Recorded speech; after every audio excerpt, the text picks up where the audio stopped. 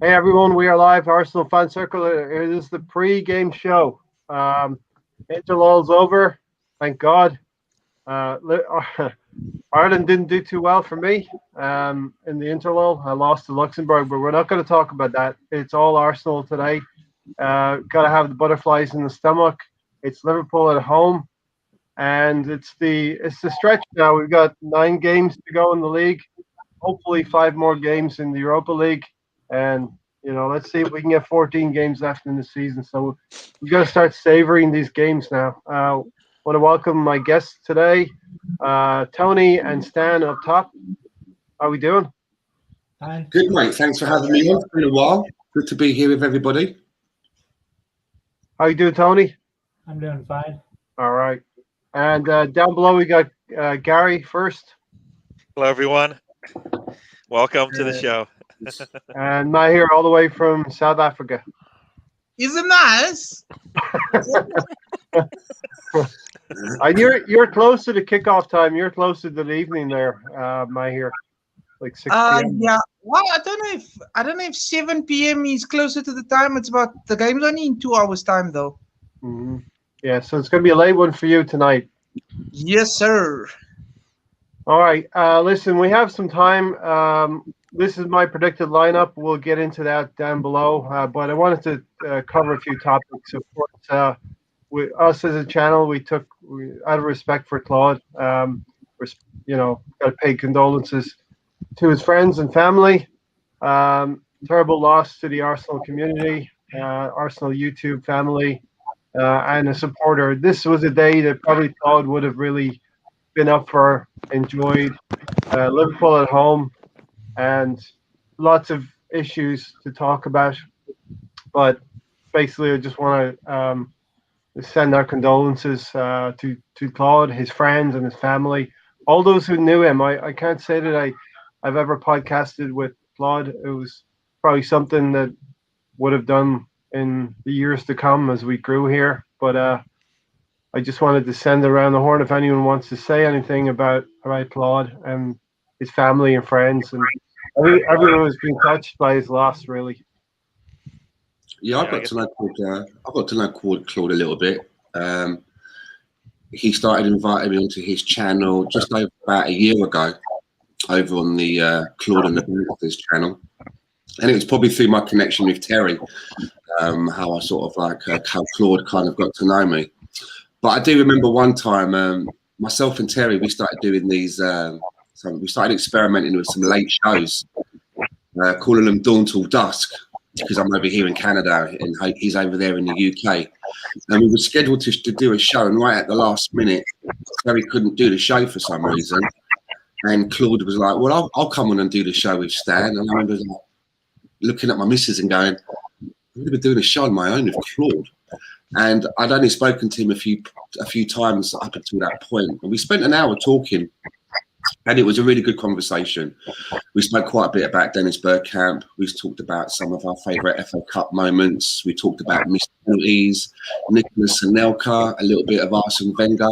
We just basically sat around chatting it was just over an hour. And, I really enjoyed it. And I gradually got to know Claude a little bit more over the coming months, and I miss him quite a lot, and my missus does as well. He'd always give my missus a cheeky wave and a smile, which she loved. And I'm glad. I'm really sad that he's not going to be around with us anymore to share some of his Arsenal stories.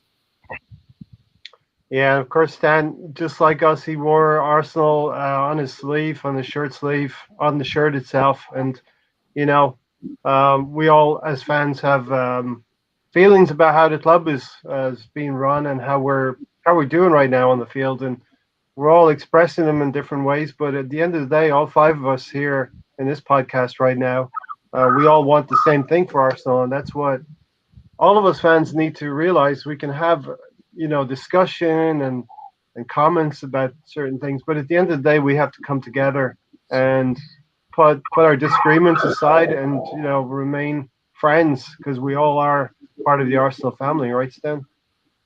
Yeah, of course. I agree 100%. Mahir, your thoughts on Claude? You got anything?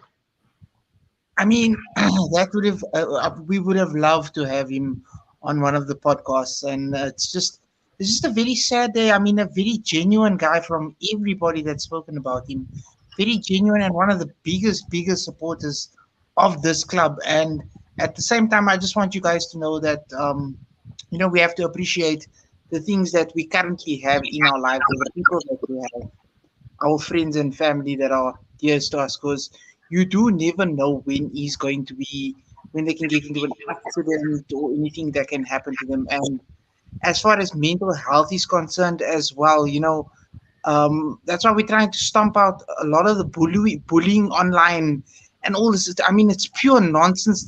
Some of the bullying and accusations and online stuff that, I mean, even we've had with some of our subscribers. Darren's had some real abuse thrown towards him, which was really, really, really disgusting.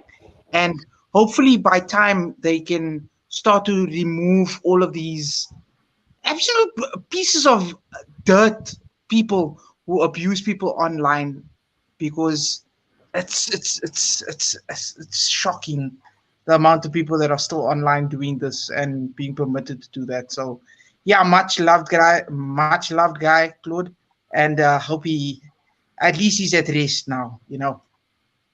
Yeah. Tony. Tony. I want to shout out Gunnar Glenn as well. He recently, put his photograph up as his Avi on Twitter. So, no longer is he is not that you're hiding behind an avatar, but it's like you want to now make the right steps and make the positive steps to show other people. You know, don't you can't really hide behind an avatar with your comments, and it's not enough to do that on Twitter and other social media platforms as well. Yeah, for me, I only watched Claude a few times when Stan was on there. It's pretty much my only interaction with him. But onto the online abuse and all that stuff, people need to be held accountable.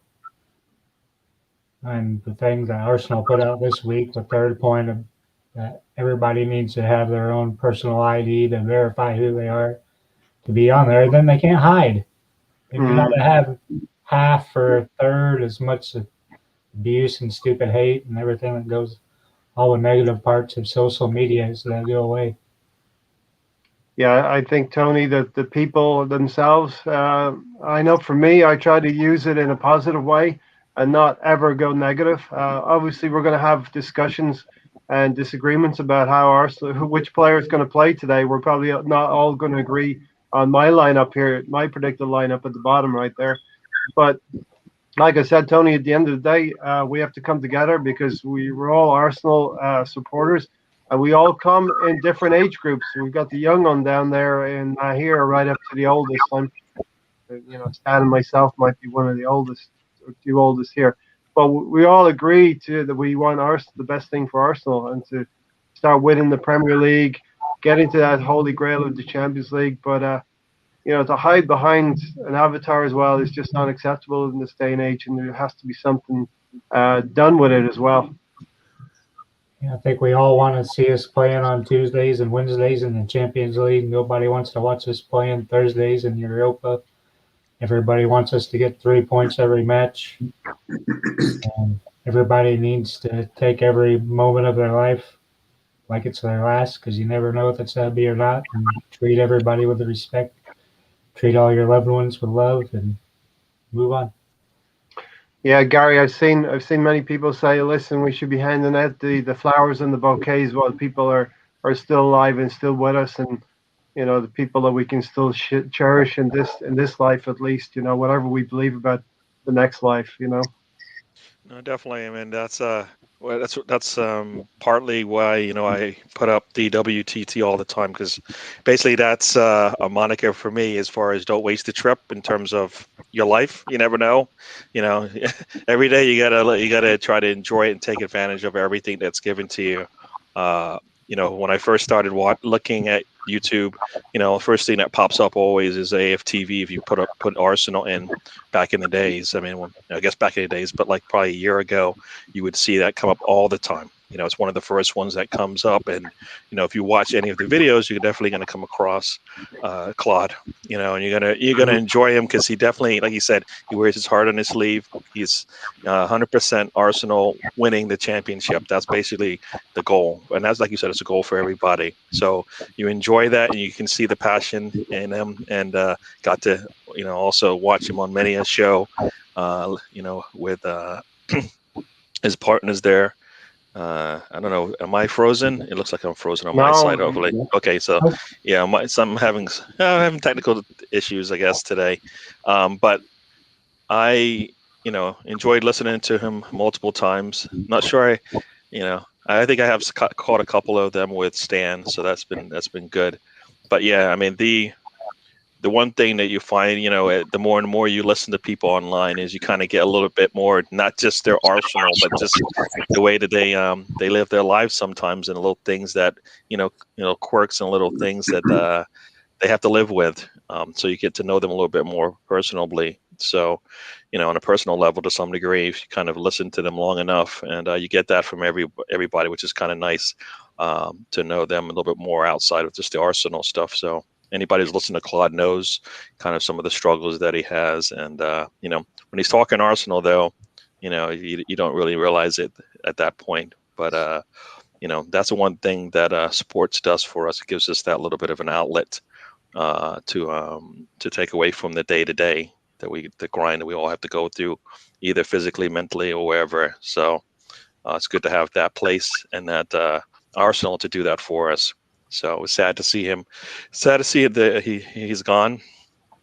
Can I just say as well? I mean, yeah. Who doesn't? If you look back through the archives, I mean, who doesn't enjoy a good Claude and Ty video? I mean, there were some classic videos with those two. I mean, at times those two, I mean, as a double act, were so entertaining, and they were almost reminded me sometimes of like Morecambe and Wise, and some of the greatest double acts. I mean, if you can't enjoy a Claude and a Ty video, then I don't know what's wrong with you, because there are some classics. Yeah, I mean, we even went so far as to try and okay, Tony, you're like one of the characters, and I'm like one of the others. You know what I mean? So we sort of see everyone's probably got their own members of podcasts, and they sort of model themselves on these characters from AFTV. But obviously, Mahir knows we started out, watching those videos AFTV, and one day we said, a couple of years ago, 2 or 3 years ago, we said let's get something going together, and that's pretty much how we started out doing this thing as well, Mahir, right? Of course. We needed to go over, with every single Arsenal fan, or like of all sorts, colors, races. If you support the club, you support the club. You're a brother, your family, basically. And and it's brought us so far that we've got our own panel. We've got day ones that have been with us, new people joining in that love the comment. It's heartwarming. And what we're trying to build here is, we don't want to be the biggest and the best on the block. What we want to do is just build a community and have people joining us organically. Stan, we kind of put ourselves out there. We're visible. We're up here, and we're accountable for what we say. And it's a big responsibility at the end of the day, right? I didn't know we were accountable for what we said. Okay, fair enough. I better get my legal team. Well, I mean, there's just times I'll go back on a podcast and I'm like, well, Gary, you said this, or Tony, you said that, and I try to hold those two or a few other people accountable on the podcast as well. And listen, I'm strapped in tight with Arteta in, and we'll see what happens at the end of the season. I'll get called out if it doesn't end in the perfect fairy tale in Poland winning the Europa League, right? So that's the good thing and the bad thing about it. I mean, there's a lot of banter there. We're doing this. This is basically our hobby here, Stan. The four of you are good enough to come on with me. We're going to talk it out about Arsenal, and today we're going to go through the predicted lineup, and we'll see what happens if Arsenal can seal the deal later. But it's really what it's all about. You got to have some fun with it, right? Well, it's either come in here and talk to you lot, or sit here and talk to my missus about Arsenal. She don't really give a fuck. Very true. Very I true. think most of us are in that She same boat. does, right? She pretends that she does, but then I catch her out sometimes. Yeah. If I turn on sports in my house, everybody leaves. So I might as well just stay in my room and watch sports. At least, I don't have to have them walk out on me while I'm sitting there trying to enjoy my sport. So I'm the only Arsenal supporter inside this household. My dad doesn't really watch sport, and my brother supports only Barcelona. So I'm basically also celebrating on my own. It's like my own time. It's pretty relaxed. Like if you hear me celebrating, just calm yourself. Even if I get loud, just it's my own time, man. No, and we'll definitely do a live watch along and stuff like that now between now and the end of the season. Tony, Stephen is not feeling so great. You still choking bears out before breakfast, Tony? Yep. I'm still trying to find the one that set the fucking bear trap. I haven't found him yet. Leslie, Liverpool will bottle both the Europa League and Champions League qualification for next season. Hopefully. I mean, we're going to talk about some of the results earlier today as well, and we'll get into that. I'm still looking for the effort that moved my bear trap. Been a long 3 weeks for Tony. So, Tony, it's been a rough couple of weeks. You want to talk about that, or you're just happy to keep going here? Tuesday, my grandma finally got buried after 3 weeks. My grandpa's grave was collapsing in on hers, so I had to pull his casket and safe out because 26 years ago, me and my cousin told them that they didn't have a vault around my coffin set up right, and they said it won't be a problem. 26 years later, I had to delay getting my grandma buried by 2 weeks. She did not go easily, Tony. No, she didn't. Tough lady. And today she'd be saying, "Why are you watching that kickball?"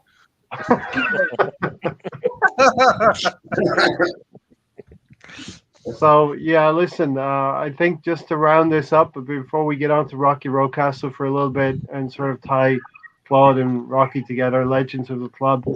I think we need to be. I think we need to think a little bit more carefully about what we type, what we say, and how we treat each other. It's okay to have disagreements, but at the end of the day, we come together as human beings, even more than Arsenal fans. Of course, we're more like a family, aren't we are like a family, and I pray that one day we are all able to go to a game together, even a few games together, and celebrate live at the grounds, with all the gooners. That's what the whole world wants that now. The whole world wants that now. So the demand for tickets is going to be lit when we get back to full attendance at the grounds. Get away ever had full attendance, Ray. What's that? So I didn't know the Emirates ever had full attendance. It always looks a third empty. The Emirates? No, they fill that thing every week. Okay. So Claude, condolences to his friends and family. I know we know a lot of people who knew Claude. Let's just say that, and they're hurting as well, and his family's hurting. So condolences to his family and friends. Also condolences to Rocky Rocastle's family. 21 years now. He's gone too soon from us. Passed away from cancer, and he was a legend of the club. Tony, you remember? You got any Rocastle stories? No, I do not. Stan's got one or two, I'm sure. Well, the thing for me is with Rocky Rocastle and also Ian Wright. For me, and it was probably one of the things what it kind of really drew me into Arsenal was that I live quite close to those guys. They're from a place in London called Brockley. Brockley's kind of like at the top of Peckham, just around the corner from where I lived in Nunhead. So when you've got players that are very local to you and the way that they carry themselves, you kind of have this thing as where you feel that you've got one of us in there. They're one of us. They get it. You know, they're from the same area. It's not a very pleasant place in London either. You know, you don't really get much if you come out of that area. You know, you really have to work hard and crawl your way out to try and make something of yourself, because it's very easy to fall into some easy traps in that part of London. So it's quite inspiring when you see that you can make yourself if you do come from that part of London, which they did, you know. And David Rocastle was a big part of that, as was Ian Wright. But he was a fantastic player as well. He was I wouldn't say that he was like a traditional winger.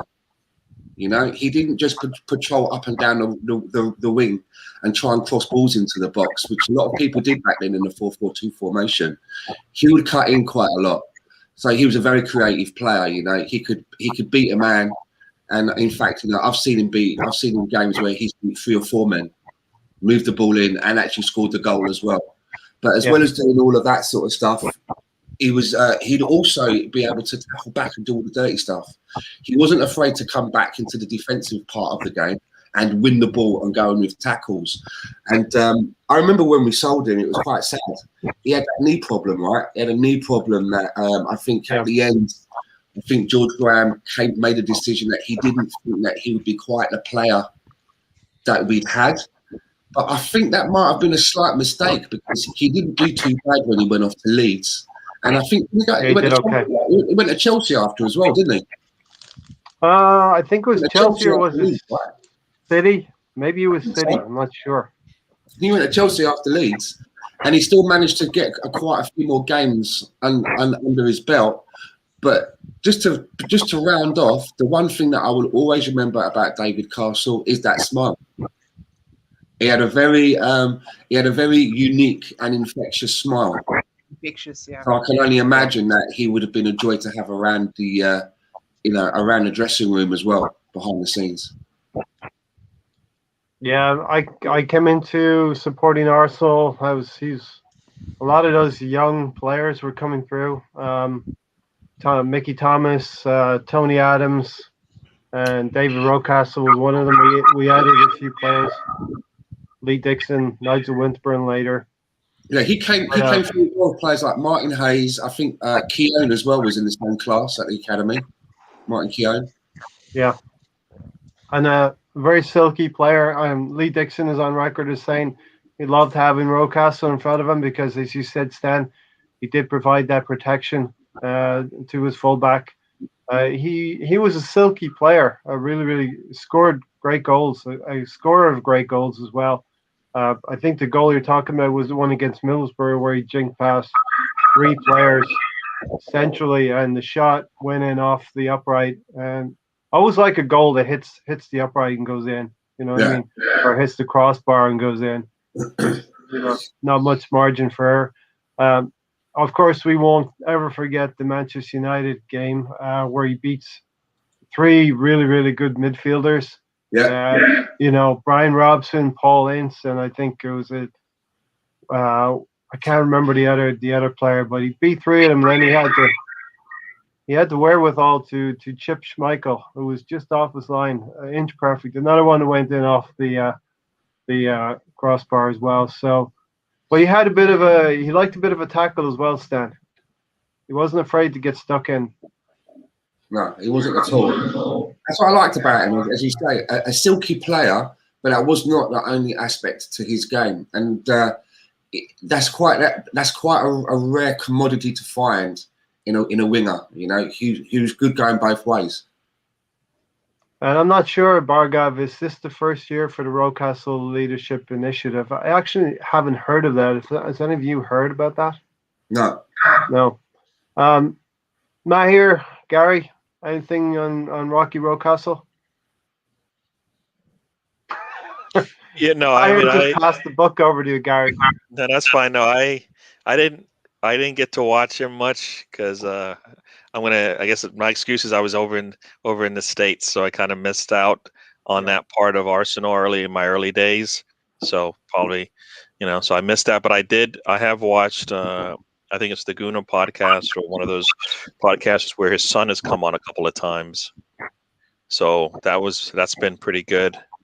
to actually hear his son talk about him as a youngster and the little things that he can remember about him, and also kind of where he, how he feels about Arsenal today. So that's kind of been my how I've been linked to Rockcastle is through his son a little bit more, because I been able to see him on a couple of the shows a couple of times.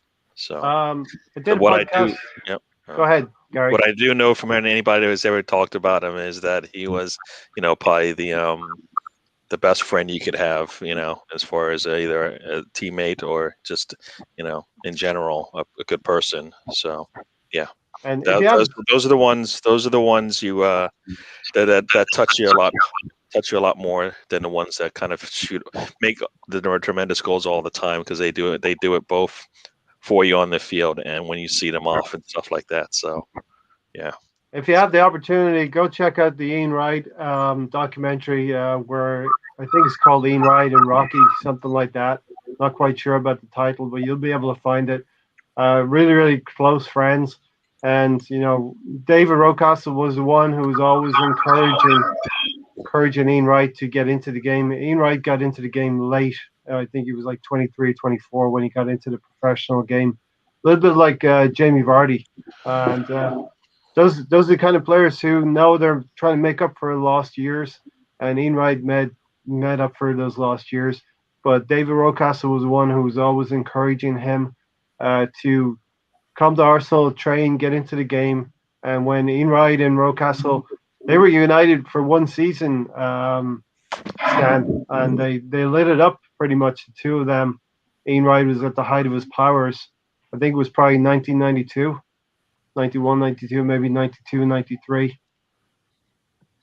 Yeah, I think it was when Ian Wright, I bet he couldn't believe his luck when he finally got a move to Arsenal to play with one of his best friends, right? I mean, they were very close. And David Rocastle got into the game quite a bit ahead of Ian Wright, And I think when Ian Wright was a little bit younger, he was a little bit more wayward, right? He was a little bit more interested in what was going on the streets. Yeah. Rocastle, he comes across as someone that was a little bit more of, he got into football at a very young age, even though he lived in an area where there were a lot of distractions, but he just applied himself to football at a very young age. Whereas Ian Wright sort of he took a little bit of time, and it was people like David Rocastle, I think, would say to their friend Ian Wright, come on, man, you got to buck yourself up a little bit. You've got a talent there. Why don't you start applying your talent more towards the game than the other things that you're doing? I think it was people like David Rocastle that helped Ian Wright maybe dedicate himself a little bit more to the game and get him into the game, and look where it took him. It's one of the best. It's the best thing he ever made, right? Definitely, and those are the kind of players that I think we've lost. We talk about losing our culture or trying to get our culture back. I think we've lost that since the Invincible years. What the older professionals are supposed to pass on these good habits to the younger professionals. And, Ian Wright definitely benefited from the example that Rocky Rocastle set to him. I did a podcast yesterday with Dave's LFC Chats, and we were talking about Rocky Rocastle a little bit. And I do believe that, we would not have probably won in 1989 up at Anfield. But there was a League Cup game. David Rocastle actually scored in the, I think it was October. In '88, I think that gave the team confidence to go to Anfield that night and win 2-0. But good. Taken from us too early. It's always a shame when people are taken too early, and to be gone in his early 30s. We're kind of. He would have been probably an ambassador for the club. He would have probably done great things for the club. Who knows? The sky would have been the roof. Sky would have been the roof. Sky would have been. Is that a saying? The sky would have been something. You know what I'm talking about, right? Limit. Sky would have been the limit. Sky was the limit. There you go. Thanks. All right, so let's get into the game today. Tony, what do you think about my lineup here at the bottom? I don't know if we'll see Al Nini in there, even though Zaka's gone. think we might see something different there. Yeah, I mean, if Granit Xhaka is going to be out, and we have reported injuries, so we have a lot of injuries. David Luiz, Granit Xhaka, Bukayo Saka, and Emil Smith-Rowe are reported injuries now. That's not to say that there will be some of them won't make it onto the team, and they may well make it one of those four. But Stan, what do you think about the lineup here? I mean, David Luiz is not going to go, so we want to see Pablo Mari, but he's probably not going to do that. So I've got Rob Holding in there. So is this the lineup that you think Arteta's going to go with, or is this the lineup that you would like to see? It's more the lineup I think Arteta's going to go with, because I would like to have Chambers in there right back, and Cedric is in there. So I'm kind of trying to think like Arteta. I think it's quite. I'm at the stage that even though now Mikel Arteta has been running the show for over a year or so, I'm still at the stage where I can't really predict his lineups, because the man just does love to tinker about sometimes unnecessarily. Especially, I mean, it seems like the only person in the back four that keeps their place is Tierney. The other three, who knows who he's going to pick? The right back, it could be anyone from Cedric, or he may even surprise us and go with Chambers again. The middle centre back pairing, who knows where he's going to go with? I mean, I'd like to think that Gabriel has kind of forged a place for himself as the left pairing, but the right side, it could be anyone really. It wouldn't surprise me if it's David Luiz. And I would actually say that I'm probably more inclined to say that he is going to go with David Luiz for this match. He's definitely out, Will. He's out today. He's out today. Oh, is he injured? He's got a knee injury. Oh, okay, there you go then. So then, then Holding will probably be the next one in line.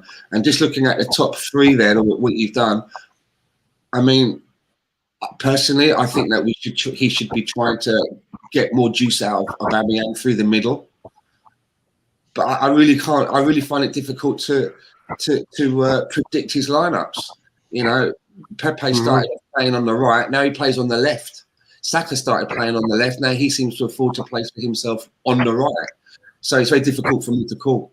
I can't wait to see the lineup, actually. When I see the lineup, I'll have an idea of how I think we may even fare in the match. Until then, I ain't got a clue. And we're probably going to get first word in about 20 minutes from now. It's usually, Gary, it's usually like a James Benge or a Charles Watts that sort of gives us the precursor to what we're going to see.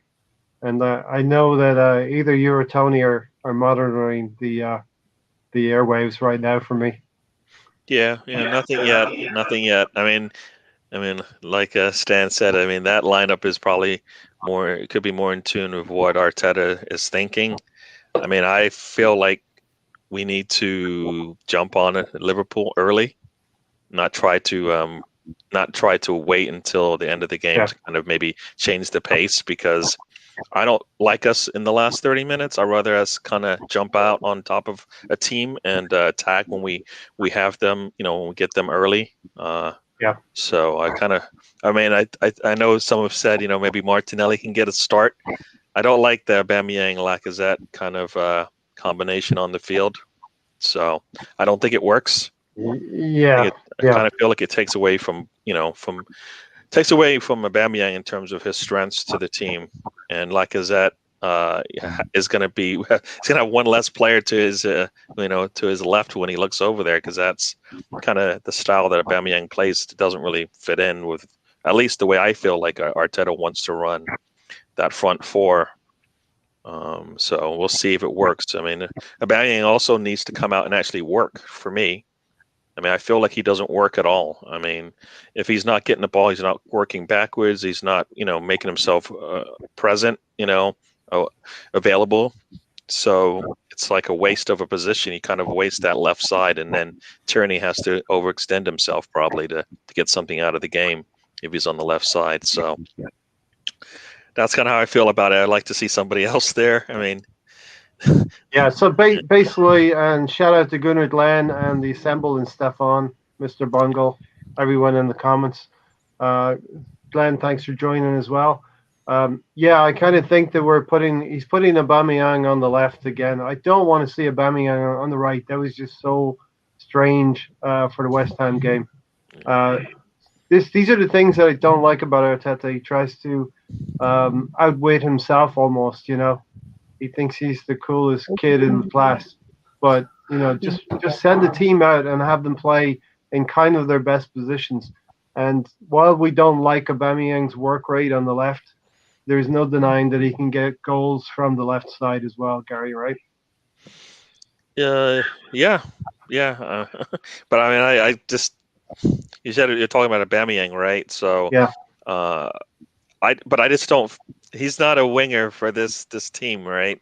He just doesn't do the. No, but he's in the team really to score, right? To get on the end. He's in the score, but right now that's going to come mostly from him being in the middle of the field, right? For me, anyways, I feel like if he's there to score, then he needs to be in the middle of the field because there's more of an opportunity for him to get opportunities there when he's in the middle of the field than off on the left side because he doesn't put in the work. For me, that's kind of where he finishes up, Gary. He does know how to get into that left inside left channel to finish off moves, right? Yes, but I don't think we play that anyway. You're looking. I think you're thinking about what you saw last season, and I don't think that's the style we have today. I mean, I feel like the scoring can come from any one of those four positions right now. Meanwhile, and you can see when you have a different lineup, they all interchange to me. They all seem like they will switch around and make moves, and he just doesn't fit into that right now. I don't know what it is, if it's mental or what, but he just doesn't seem to fit into the kind of structure and the plan that I think Arteta wants out of his wingers right now. I mean, Saka has been able to show on both sides of the field that it works, right? Mm-hmm. And it's not necessarily always it's that you're scoring. It's that there's a little bit extra. Also there's a lot of other things that are required of you. So I kind of feel like, he's just not. It just doesn't work right for me anyway. Anyways, right now, if we had, if everything's clicking, maybe he'll get more opportunities. I think, I'm waiting for that day when we get the Partey that we've been looking for to have one of his best games.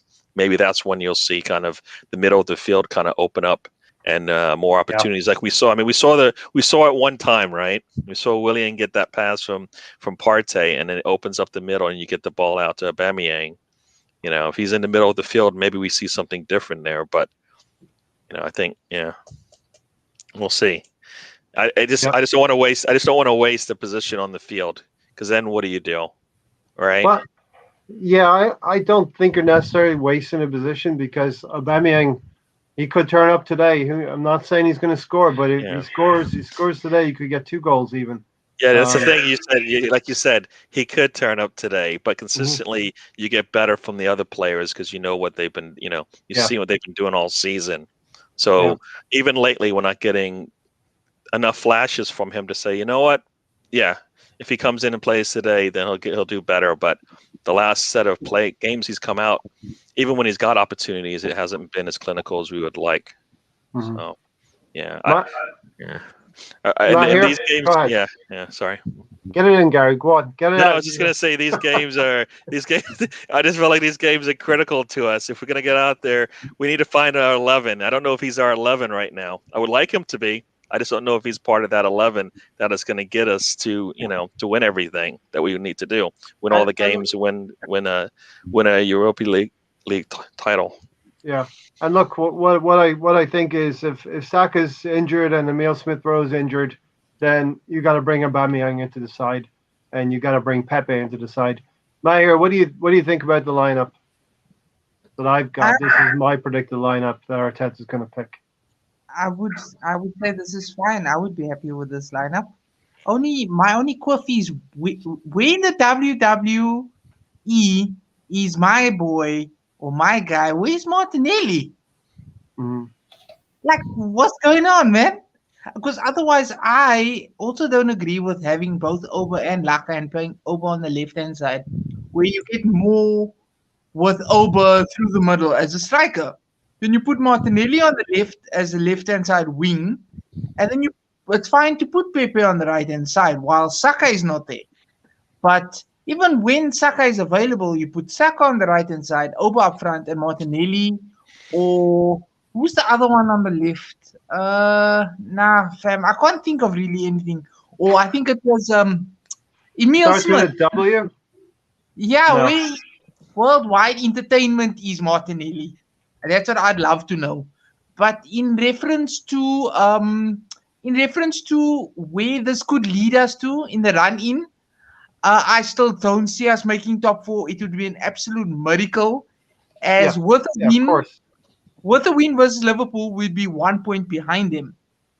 But I mean, still, my biggest thing is going to be I'm looking forward to the Europa League games. Like, I want to set it up on a big screen. I want to invite a few gooners over, maybe one or two hardcore supporters, and maybe have a live watch along with all of you, along with my company, and just go and hopefully see something in the Europa League. But Yeah. in reference to this, I mean, guys, this is perfectly fine. Let's see, Pate, Cedric, Alneni. My only query is, can we get somebody that would be better than a Rob Holding? Now, I know with all our injuries, I'm just saying in the future. Well, Just a heads up here. So Nketiah and Nelson are in the squad today. So I don't sure what I don't know. I don't think they're starting, but they're definitely going to be on the team sheet. It looks like. yeah, and we have to remember Nelson was key in the return fixture last season. He worked quite well with Lacazette pressing Liverpool, but pressing Virgil van Dijk and Alisson into mistakes at the time. Now we're going to go up against Phillips and Kabak, Stan, and we should get some joy. I don't know. It's the old debate, right? Aubameyang on the left, Lacazette through the middle. Does it work? Does it not work? Is Aubameyang better on the left? Is he better through the middle? I don't think there's any hard evidence to go one way or the other at this point in time. Well, I think you should stick with one or the other. Even if you keep mismatching it around, some games he's playing through the middle, then he's back on the left. I mean, how does a player find their groove? And if a player is out of form, and so if you've got a player like Aubameyang, right, how important he is to the team? He's the team captain. He's on a lot of dough. But if he's out of form, then what do? Do you take a player out of the team? How do they get back into form if they're out of the team? Do they get back into form just by training? Or do you persevere with them by making them play football matches to hope that they can play their way out? But every game you play them to play their way out of form and they're still out of form could be another game where you don't get the full potential out of that player and then you're left thinking to yourself, should I have even played them? So I wouldn't want to be making that decision, to be honest with you, because it's a tricky one, But what I don't like is the shoehorn. Fucking Mikel Arteta and his trusty shoehorn. He has to somehow find a way to get Lacazette and Aubameyang in there, but not playing them both as strikers, and I don't like it. He's fucking shoehorn. He's got a lot of sauce on his shoehorn, so it just slides in. He thinks it slides in really easy. It really is baffling, Stan. It really I literally have visions of Mikel Arteta that when he's like looking at the team sheet, he's actually got a shoehorn in his hand and he's like, right, okay, it's like, no, just stop it. You know what I mean? Just stop. Stefan says, Pick an 11. Devil rides out on Arsenal fan circle, whatever that means. I'm just saying, pick an 11, keep them in those positions, and let them gel for a period of time, especially where the back four is concerned. Chopping and changing every other week. Does he get a pass today because we got injuries, Stan? Well, when you've got injuries, there's not a lot you can do, right? You got to play with what's available. Is Xhaka injured? Is that why he's not in the lineup you've got? Granit Xhaka, Bukayo Saka are both injured reportedly. David Luiz and Emil Smith-Rowe also. Okay, Lacazette is giving the pre-match interview, so that's a sign that he's probably starting. At least we know that much. Tony, you had your hand up. Does that mean that you have some information, Tony? Yeah, what I just posted there in the private chat that Nikita and Nelson are in the squad. Who's he? Who's Nikita? That's a new guy. No sign of Emil Smith-Rowe or Saka. No videos of Smith-Rowe or Saka showing up. Right, so the return of Nketiah, Sam. at least in the squad. Stan. I just think it's a blessing for me. It's a blessing in disguise that David Luiz and Xhaka are out, because I just don't like them. I'm not going to mince my words. I don't like them. So I'm kind of interested to see how we perform in a game of this sort of, this kind of caliber against the team that we're playing without those two. I really hope that we find a way to really manage the game without those two, which gives Mikel Arteta to think about moving forward as we get to the transfer window, because I really hope that we can show Mikel Arteta, the team can show Mikel Arteta, that we don't need to give another year to David Luiz, that we don't need to do that. And that we can survive without Granit and Xhaka as well.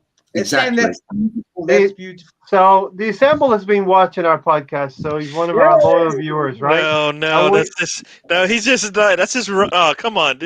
You know what? That's when they say you get the rubbing the salt in the wound. That's what he just did there. Gary. He cut us, and then he threw salt on it, and he goes. Gary, did it not cross your mind, Gary? I don't want to think that way because it scares me. But it crosses your mind. No, I don't want to think about Willian, and never. I'll go to Tony. Tony, Sons of Arteta have to be represented somewhere. If Granit Xhaka and David Luiz don't get into the team, does Bellerin and Willian get in, Tony? Yeah, that means Willian and Bellerin get in there.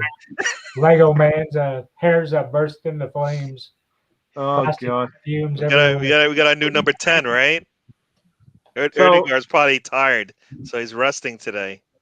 I'm looking at my lineup, my predicted lineup. I'm liking Odegaard behind those three targets of Pepe, Lacazette, and Aubameyang. We could do some damage. The Liverpool fullbacks have had a very, very difficult season.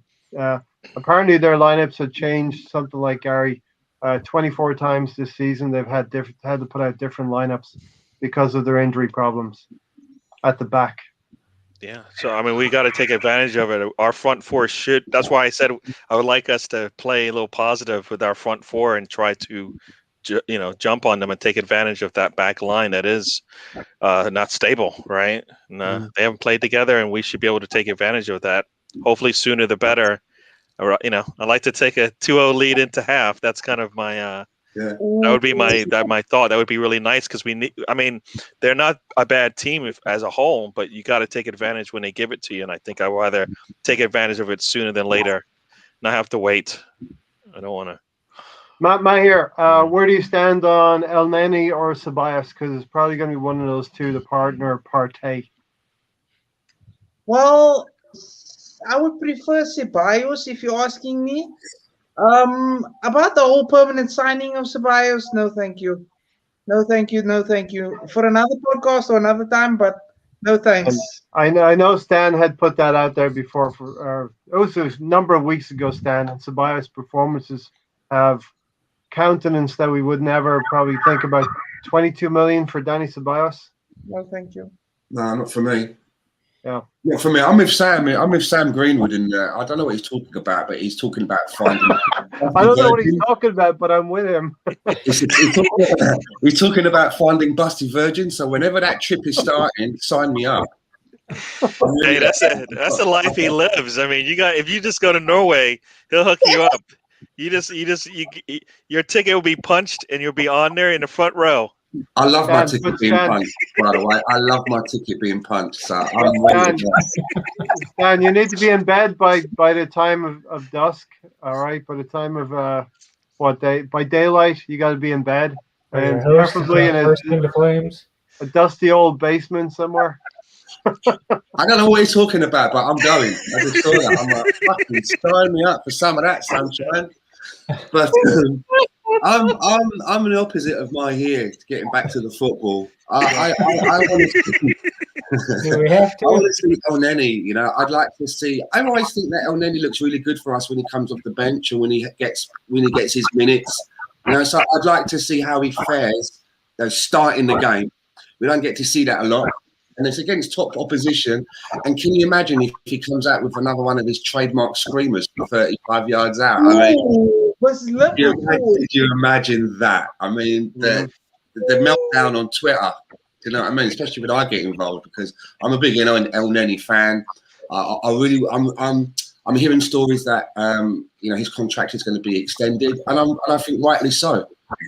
I'm not saying that he should be a starter. I'm not saying that he should be a starter, but I think he's a very useful squad member to have. He has a place. He has a place in the squad. He's happy with his role, so he's not going to cause any disruptions along the way. He knows what his role is. He stays and I've never seen him. It's very rare that he's under a 7 in a game. Do you know what I mean? And even when he does come up with a 6, everyone else around him is playing at 4s. So, yep.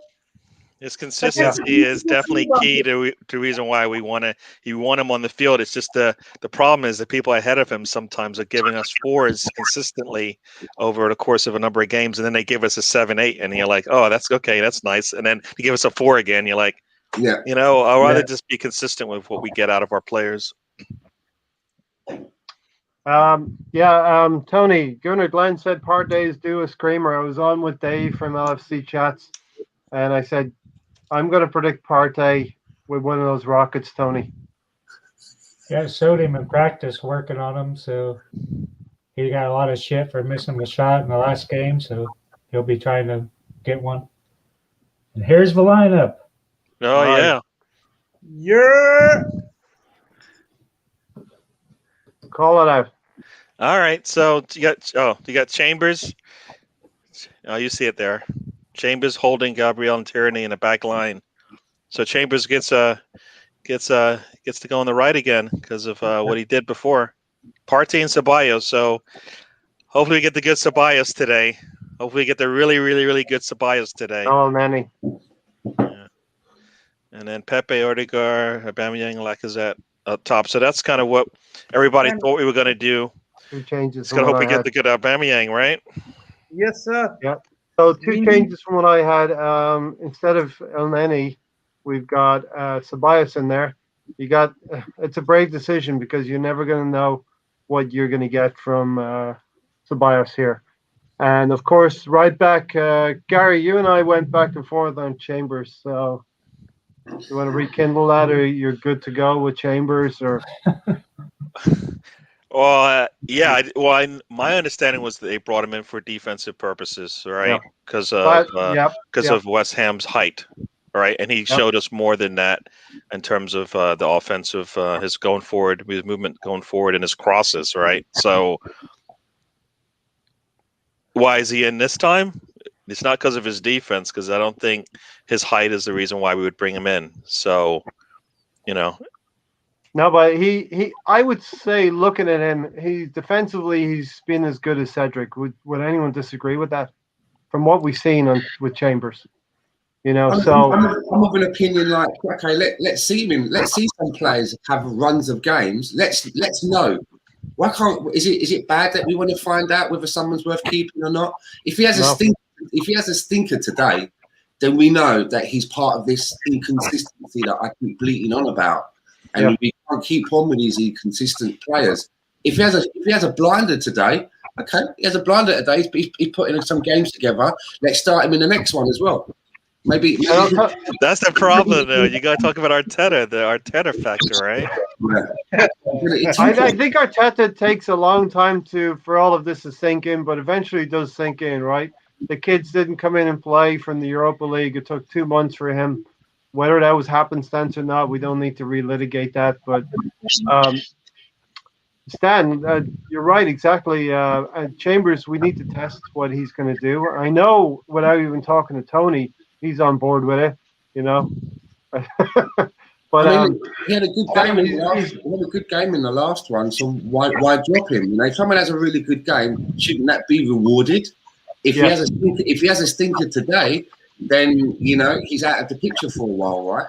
And then likely Stan is going to be up against Sadio Mane as well, so that'll be a big test for him. Yeah, good luck with that, Alan. You know what I mean? I actually like that matchup. Rob Holding had that incident. Let's say Rob Holding likes to go physical with a player, and he had that issue with Mane. The famous celebrating over Mane while he was on the ground. in the last fixture. We beat them 2-1 last year at the Emirates, and Mane and Holding will get to rekindle that rivalry. Well, let's hope and let's see some fire tonight. Let's see. We deserve a win over Liverpool. Come on, man. Not saying that this is definitely going to happen, guys. I just love bringing the energy so that eventually it's going to rub off through the screen onto the team, and they're going to bring home a victory. And by some miracle, we make top 4. Ooh, that would be so sick. Starting from today. Yeah, I don't think we're not making top 4. I'm just saying. You were just giving up on the league 10 minutes ago, and now you're talking about making top 4. No, I want my energy to rub off onto the team through the TV, where they're like, "Oh wait, there might be a possibility of us making top 4." I mean, it would take a hell of a run, Stan, to get top 4, but top 6, and Luigi Colbney, thanks for joining us. The bench looks a little soft there. He's saying. So Stan, we need to put a run together, but obviously the Europa League is going to be more important. And I know Liverpool fans feel the same. They've got Real Madrid coming up on Tuesday. Yeah, as we say, it's eggs into baskets, right? And at the minute, the basket that we're putting the eggs into is the Europa League. But who was it you said in the chat earlier about a screamer from Partey? I'm the other way around. Every time Partey takes a shot, I'm screaming, "No, don't stop, don't shoot." I mean, I looked at his stats, and he does have quite a lot of international goals. But I mean, every time he takes a shot for Arsenal, I mean, Jesus. I mean, I think the last one he took, he's sat on the moon somewhere. It's not on the moon surface somewhere. I'm a big believer of the law of averages, and I believe Partey will come around. He's got to score a goal for us by the end of the season. What you mean, like John Jensen? Yeah.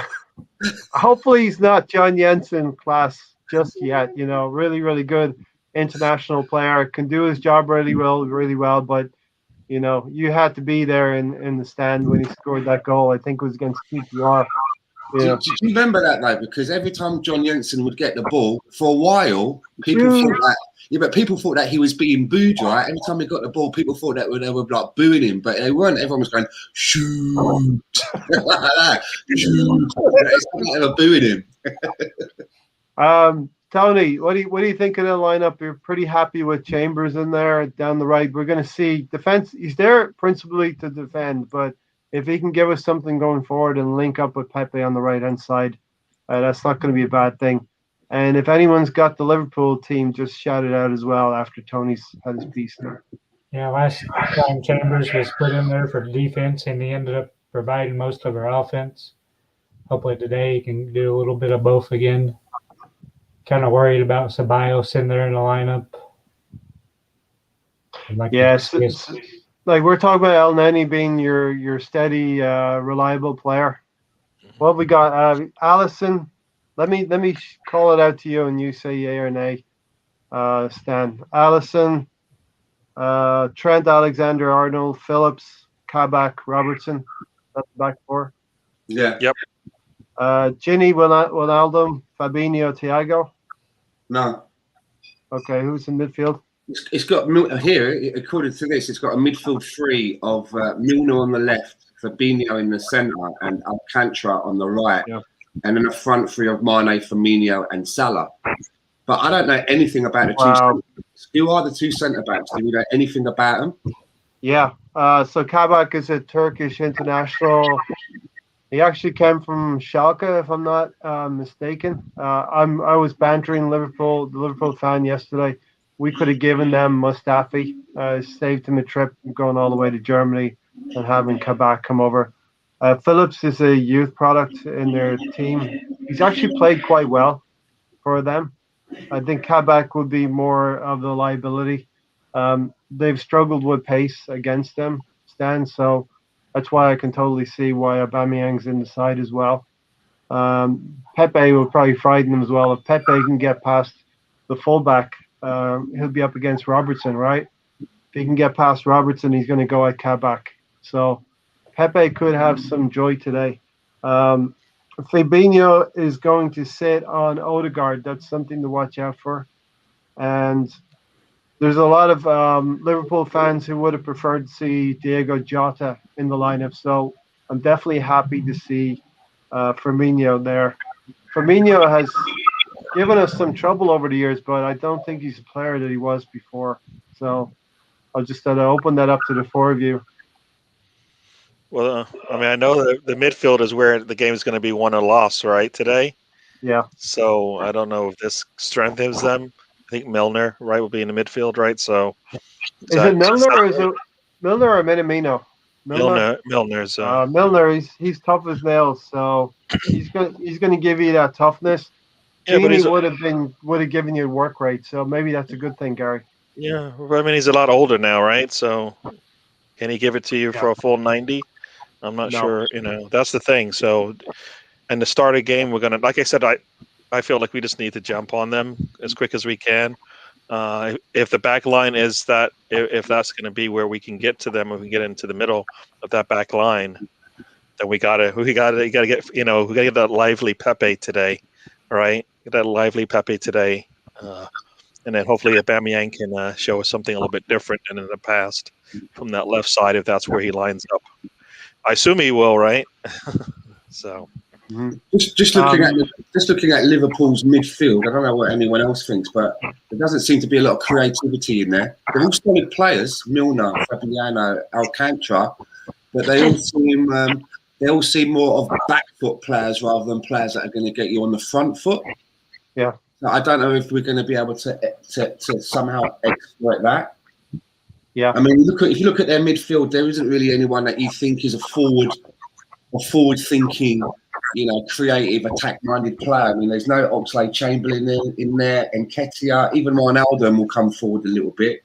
So I don't know whether that's if they're just going to back and clog up, or whether that's going to help, or whether that's going to help us in some way. Yeah. Liverpool are going to try to prosper through their fullbacks. Gary? Oh no, I was just gonna say it. When you maybe I don't know these names, but Fabinho, Thiago, Milner are the three that in the middle that I see on this Sky Sports. Is that a little different than what you were saying, Stan? No, Milner, Fabiano, and Alcantara, Thiago Alcantara. Okay. I don't know the first names. Yeah. Okay. So what you have there, guys, is you have Milner as tough as nails. He's going to put it about in midfield. They even do a marking job on Partey, because I do think Partey is going to step forward today. He was a little bit gassed in the last home game against Tottenham. Ran out of juice with about 15 minutes ago. We all remember that pass out for a corner, right?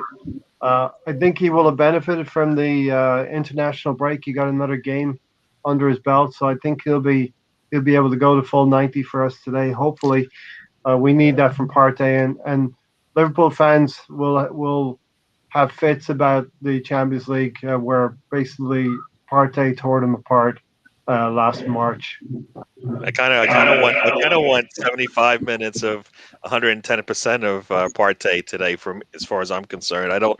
He doesn't need to go 90 for if he can give me the 75 of yes, where we're saying his name the whole time every time he touches it, and they're scared of us, because that's what we can do to teams, right? We can pretty much kind of come in and blitz and put it away if we really want to. And then we just need to hold on, bring Marie in to hold on to a game with, maybe even a Martinelli or something like that. So I kind of feel I know he can give us 90, but I want 75 of Well, and Ray Anderson there correctly corrected me. At West Ham, he did put in a full 90. I don't think, but just a joke here. Did any of the team play a full 90? Did they play a full 90 at West Ham? Because we came out sleepwalking, in that game. Yeah. No, the first 30 minutes, I don't think that's it. Those first 30 minutes, I don't think anybody can say they had a really good game, right? For the first 30 minutes. I mean, I think Arsenal would let down themselves pretty much for the first 30 minutes. And then after that, we kind of woke up. Yeah, Tony, we basically didn't start the game very well against West Ham. I said yesterday on Dave's LFC chats that we traditionally start our games slow. So Liverpool, if they're going to get joy, they're going to get joy from us. That's Stefan's question that you put up there, right? I don't know. I said there is one way, mate. You could just shag. You could just shag a sister. You could get the message. If she has a sister. Right, he was on the pitch playing a different argument. Sorry, I was just trying to offer some therapy. Not to stand. Not to stand is in the house. Problems. Fuck what Tony has to say. So, I don't know. What did I didn't pick up what's going on here. Not to stand had some words of wisdom. So, sorry. I got that.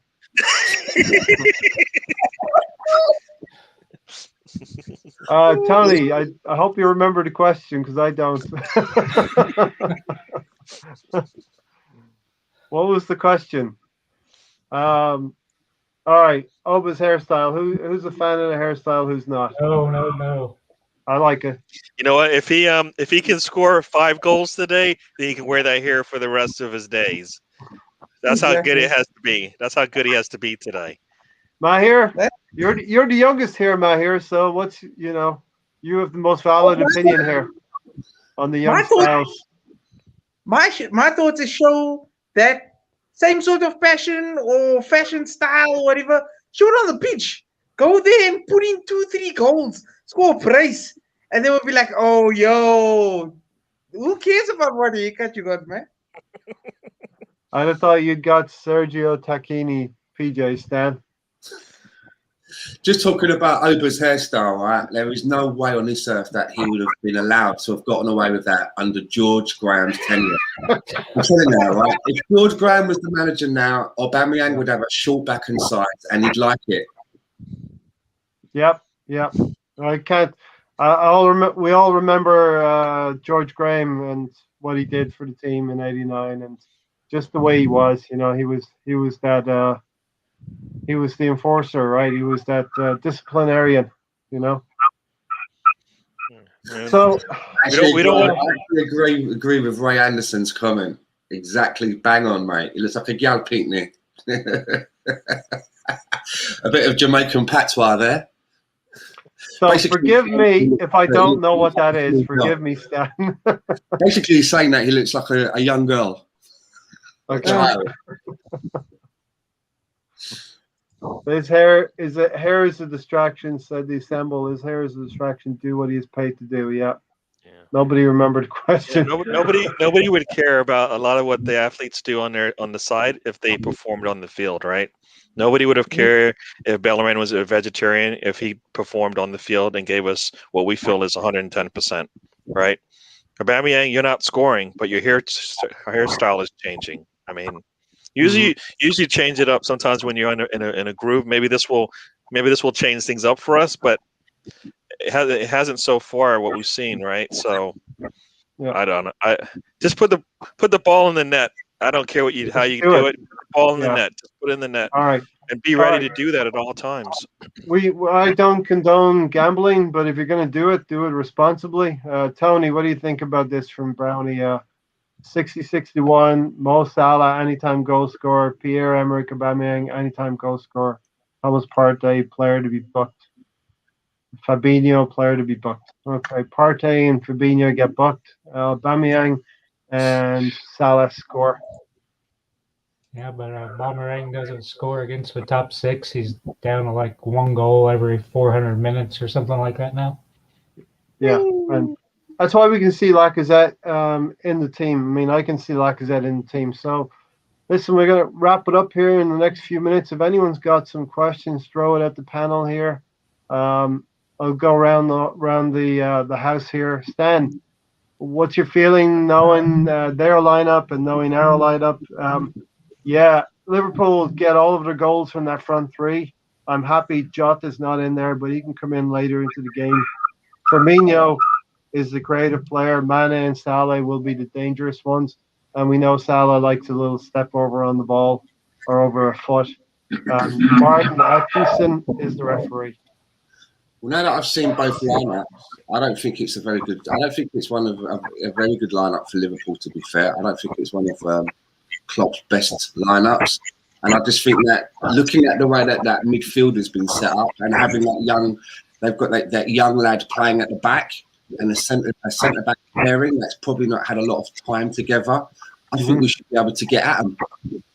You know, we've got players that have been playing together now for some time.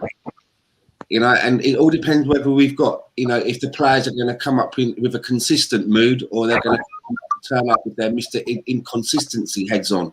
Because the players that we're putting out there, we've got enough about them to get 3 points out of this. I believe that. It's going to be down to the individual players that Arteta has selected, how bad they want it. But for me, as I said a little bit earlier on, I really want us to get something out of this game and show Mikel Arteta that we don't have to rely on players like Xhaka and we don't have to rely on players like David Luiz. That's the most I want. I don't want us to get a real bad hiding and replay badly, and then it's the other way. Mikel Arteta comes away thinking, yeah, man, our team without Xhaka and David Luiz look really bad. You know, maybe I'm going to have to extend contracts and that. You know, we need to have them around. That's what I don't want to happen. Exactly. Everyone's moving their head. That's exactly the last thing. I really need us to go out there and play well without those players to give Mikel confidence that he doesn't have to pick them all the time. That is a great point, Stan. If you want to be in the team, you got to play well, and you're getting your chance here and take it. Don't let any of the sons come back into the team. Mahir, what's your feeling on the game? Stan said it the best. I don't have to say nothing. Man is breathing hot air. I'm just gonna give a prediction. That's all. I'm thinking it's gonna be a close game. So I would love to see a lot of goals.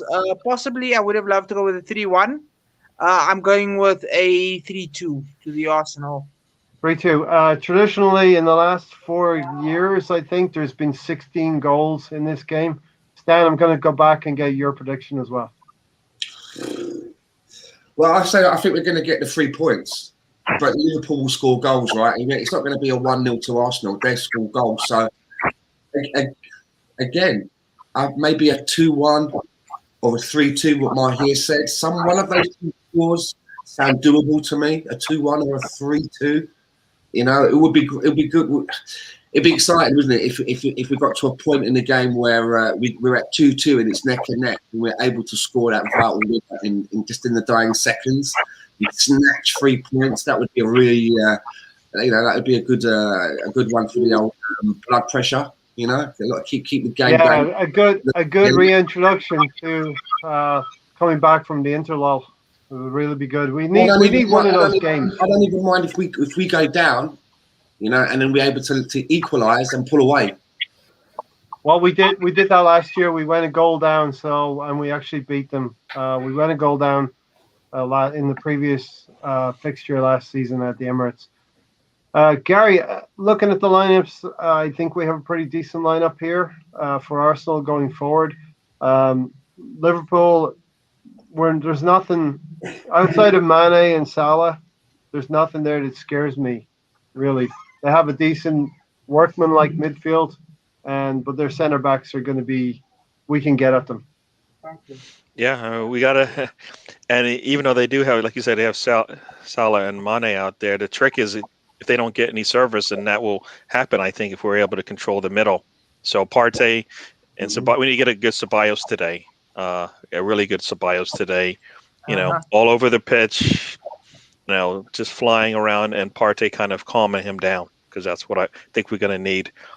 Chambers and Tierney on the outside, I think, is going to be really good based on their last performances, be it West Ham or in International League. So hopefully we get they can ride that wave that they had in the last game and bring it to us today. Pepe needs to show up. Lacazette just does what he needs to do, and based on the last time we played, Lacazette, he had 2 or 3. He had 3 opportunities to score in that game. He only got one on probably his worst approach, right? So we need the same thing again today, but we need him to score two out of the 3 this time, right? If he gets those opportunities, if he's so that's what I'm looking for from Lacazette and Aubameyang. change your hot hairstyle. Maybe that gets you goals. I want to see it. I want to see it. And Erdegaard right there in the middle. If he continues what he's been doing, maybe he'll be the one scoring today because they're gonna, So that would be nice to see. Like I said, I want us to jump ahead early, maybe get 3 goals in the first 60 minutes or so, and then just hold on, right? Yeah. Just hold on because they're going to come at us. We're going to bring Jota on later on. Maybe we bring Martinelli, and that kind of slows them down a little bit. I know somebody said our bench looks kind of weak, but I don't know. Yeah, what is our bench? It's Bellerin and Cedric, which I think is decent because that means that covers both sides of both of our wing backs if we need to. Marie covers the middle, right? Mm-hmm. Elneny and Nelson, hopefully their midfield can go to 90, but we'll see. Maybe he'll do what he did last time. He'll bring in one. Maybe he'll push somebody back and bring Martinelli in, right? Maybe that's what he'll do. And then you got Martinelli and Kedia and Willian. So Willian definitely has shown that he can kind of hold on, keep us in a good space and calm things down. So we'll see if we get the good one there. So I think Ray said 3 goals in the first 16 minutes. You know what? Based on 60. 16 is what he said. And you know what? Yeah. Based on the way games have started for us negatively, it'd be really nice to come out and jump all over them and take a lead. We can do it. We can. But, so it's all a mindset. What do they think they can? And I think they can. They just have to believe that as well. Yeah. So, like I said, I want us to jump out early. I think we're a team better in form, right? Coming into this, into Premier League playing, we're playing a lot better. We do have our blips, but we also are able to recover no matter what people throw at us. So, he thought I said 16. No, I said 60. I'm looking for us to come out, go into halftime up 2, and then kind of jump on them early like we did early, and get up 3 and then hold on. So that's kind of how I feel. Maybe a goal early, a goal late in the first half, and then 1 early in the second half to take it home. So what's your score? 3-1? 3. I'm going to say 3-2. I think they're going to pull back. We'll be out 3-1, and they're going to get one like most teams will when they put a lot of pressure on us, and then we'll just be looking. So yeah. Tony, DeSamble said Chambers will play alongside Holding. Holding is the right-sided defender. Gabriel's the left-sided. Tony, are we going to give Chambers man of the match today or tomorrow? We'll see how he plays. Well, you've already decided before kickoff. I know. Look at Ray. He just wants to give it to him. Might be. I don't know if you saw the last podcast, Dan, but there was pictures of Callum's hairstyle, his flowing locks, and Tony was quite enamored. I think he's cut it, hasn't he? Now he's back short again. So I really hope it's not a case of like the old guy. Was it Samson? When Delilah cut his hair, he lost all his powers. Yeah. Tony, how do you see the game panning out and your prediction? I think we'll win it 3-1. I think we'll have a lot more pace than we normally do because we don't have Zaka or Elneny in there doing sideways and backwards passing. We should be going forward. We got the attack we need up there. Okay. I think we'll be able to go at them, and we got a kind of weak center backs, weak full backs. See what we can do. Yeah. Prediction? 3-1.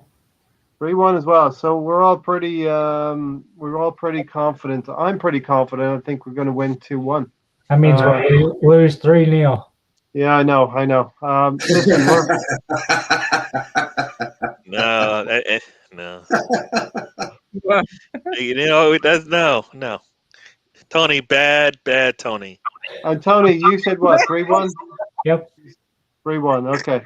I'm taking a note. I'll hold you all accountable tomorrow for that. Do join us tomorrow. We'll have a post-game podcast. We're going to let today's results percolate overnight, and we'll bring some good analysis to the game tomorrow. Except for Chambers is not on in the match.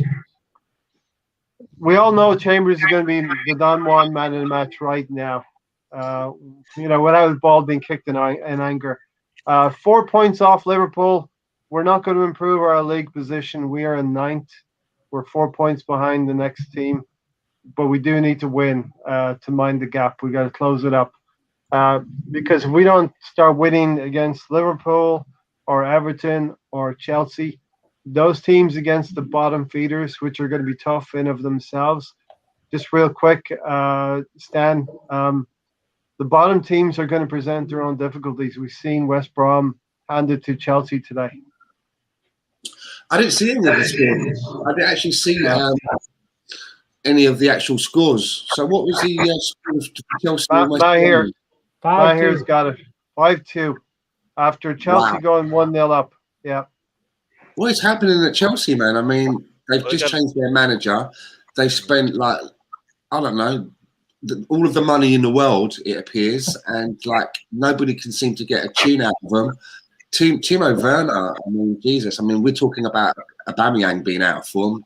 We should be thankful that we ain't got Timo Werner as our spearhead. I mean, he looks like we have no idea. We have no You know what? idea. Apparently, they were on a good run of form where they weren't losing any games in something like 6 games or something. Yeah. And then you get your shock because I think you they get gone. you They get went two 15 complete. unbeaten. What happens? Yeah, they hadn't given up a goal in whatever 6 or 7 games, and they gave up 5 today. But he got a red card. Silver came out, and that basically that killed the game for them. Yeah. I mean, coming out of halftime, Pulisic pulls a hamstring running onto the pitch. So, they're just having some bad luck. I mean, Pulisic's the reason why they even scored the first goal. He drew the free kick, and then on the free kick came off the post, and he put it away. So, and then he comes out of the game. So I think they just had a lot of bad luck in that sense. So, you know what? I guess it was Ainsley good luck gets for the us, win. but it was bad luck for them for sure. I'm just Ainsley looking at it. Maitland-Niles One of gets my his friends win has bonus. one of my friends has put a tweet out, and it's a big picture of Sam Allardyce laughing, and it just says, "I'd love to give a high five to any of my Chelsea friends." Very clever. I like that. Listen, what does this look like, Gary? If these are Arsenal players, what does this look like? We'd be going into meltdown, right? Yeah, well, yeah, but they're 5-2 still defeat. in 4th right now, right? So, Yeah. I mean, I'd rather be in 4th crying over a terrible loss than where we are in 9th. Yeah. Because we could get a terrible loss today, and that I don't know, it may not even affect us, but it still would be bad going into the Thursday game. So yeah. Gotta like to be higher on the table so it doesn't sting as much.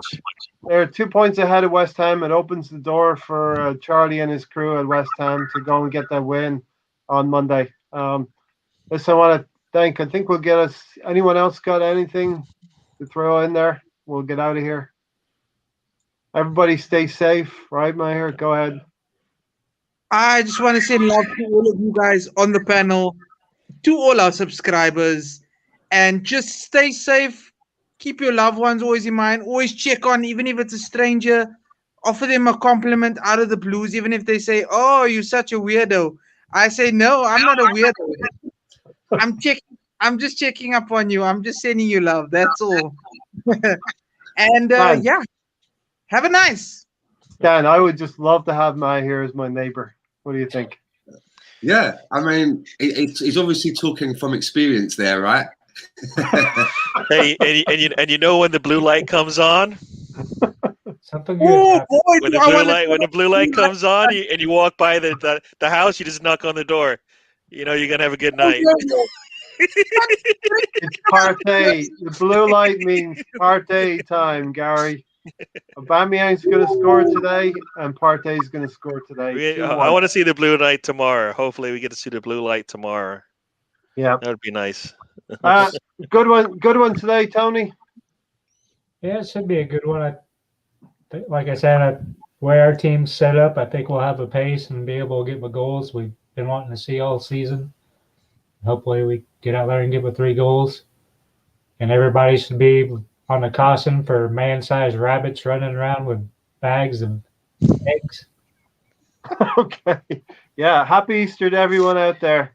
That's I didn't right. know where you were going there for a second. I was a little scared of these rabbits, these jackrabbits chasing after people with bags. Happy Easter, everyone. I hope you all enjoyed the game. I hope the club. I'm sure the club will do right by Claude. Rest in peace, Claude, and of course the club will do right by Rocky Rocastle and the team. I think hopefully the team is motivated to go and get 3 points today on what's a really important one for the club in general. And the interlull is over. Let's go forth and enjoy your football, and we'll see you all tomorrow. Yep. Thanks for watching, everybody. Really appreciate it. Slap a like if you liked the video. If you were entertained by the five of us, slap a like on your way out, and we'll see you tomorrow. Let's get 3 points today, though. Thanks, Dan. Thanks, Mahir, Gary, and Tony. And thank you, Ray. We're out of here.